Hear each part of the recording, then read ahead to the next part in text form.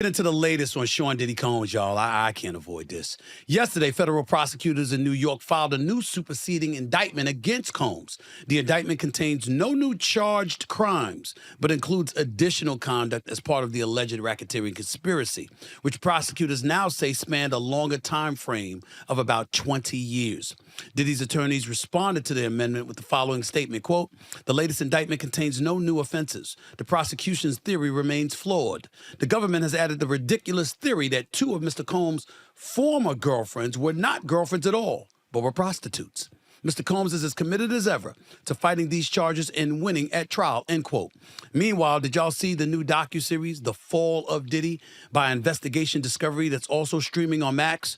The series is a comprehensive look at Sean Combs' evolution in music mogul, entrepreneur, and cultural icon to many. The series also gets into his alleged dark side that includes accusations of rape, sex trafficking, and prostitution. One notable quote came via Diddy ex-girlfriend, Kat Passion, who alleged Diddy once told her, quote, "There's a little bit of R. Kelly in all of us," end quote, while the two watched the surviving R. Kelly documentary. Ladies and gentlemen, let me tell you something right now. I have an opinion that might not be popular. I have an opinion that you may not agree with, but I'm going to say it anyway because somebody needs to say it.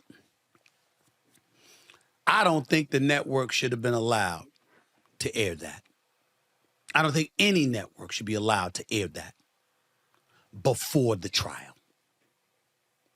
See, you can't convince me that P. Diddy, Sean P. Diddy Combs, is going to be able to find a jury of his peers who have not seen that docuseries. I find that impossible to believe.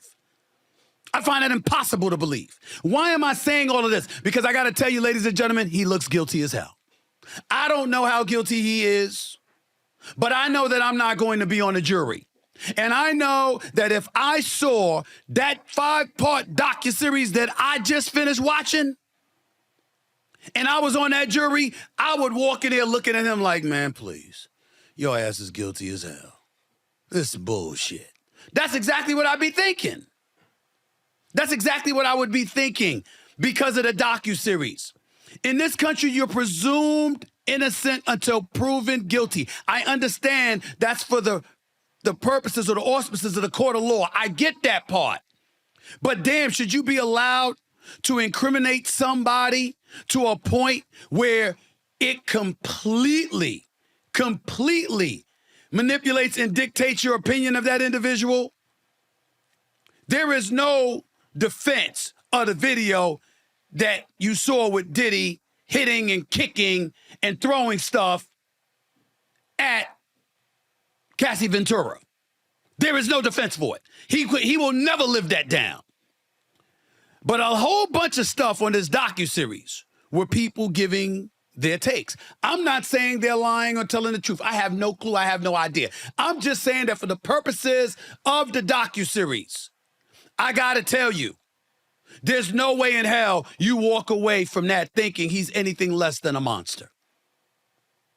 And because that's the reality, I got a real problem with this airing before his trial, because you still got to go out there and find a jury.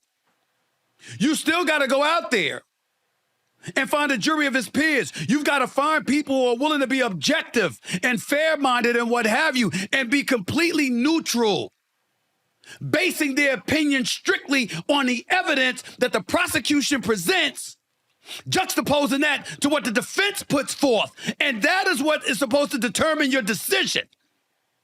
Not stuff that's happening outside the court and permeated and plastered all over the airwaves. Prime Video, 5-part series. Again, he looks guilty as hell. I mean, damn. I mean, if this stuff is true, I mean, damn. But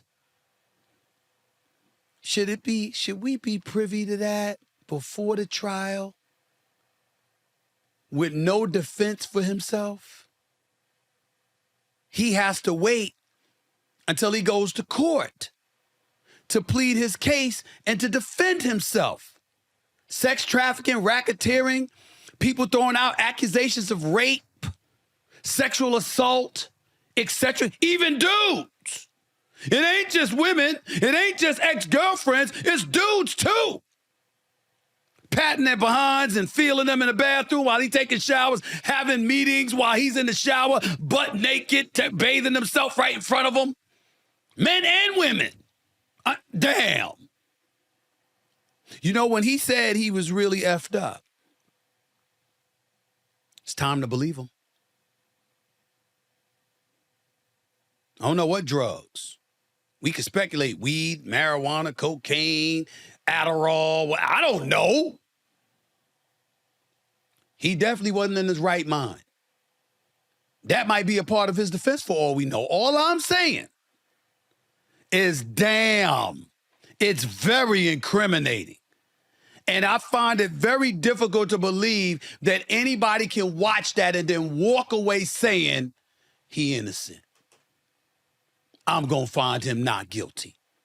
They going to walk in there. You know, listen, I wish I had the video of when I was on First Take, my day job on ESPN, when the Dallas Cowboys was losing, and they had that sister just sitting there with her face looking like totally disgusted, like black sisters can look, like our sisters can look when they like, you are a sorry ass. You know, that kind of look, only the sisters could give you.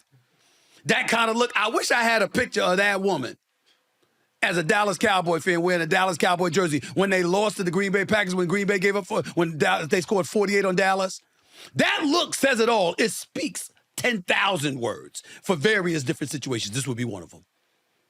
I don't like the fact that it's over the airwaves before his trial. I just thought that needed to be said. Let me switch to another subject before I end this segment. Moving on.